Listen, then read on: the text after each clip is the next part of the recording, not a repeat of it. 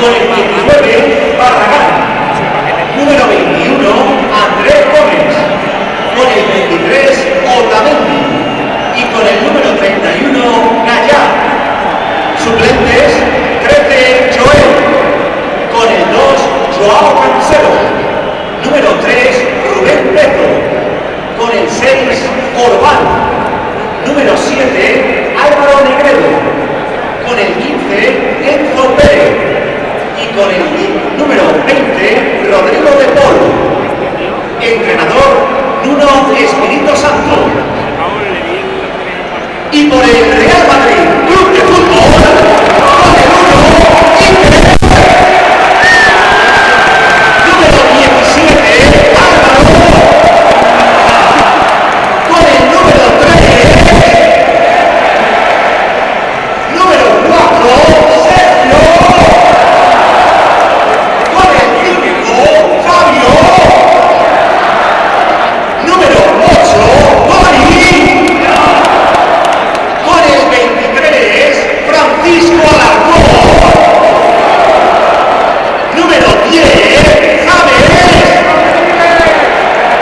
Con el 14, Javier Hernández. Con el número 11, James. Y con el 7, Cristiano.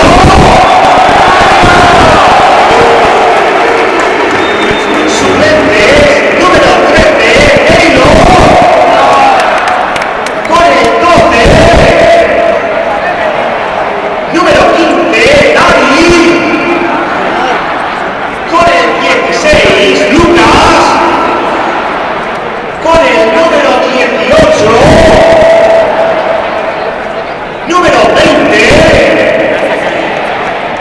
Y con el 24, Asier.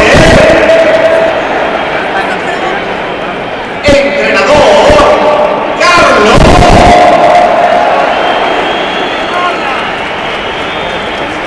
Arbitrará el encuentro Carlos Los Gómez, del Comité Aragonés, asistido en bandas por Javier Aguilar Rodríguez y por Luis Fernando Marco Martínez. Y por el cuarto árbitro, Pera Barceló Roca.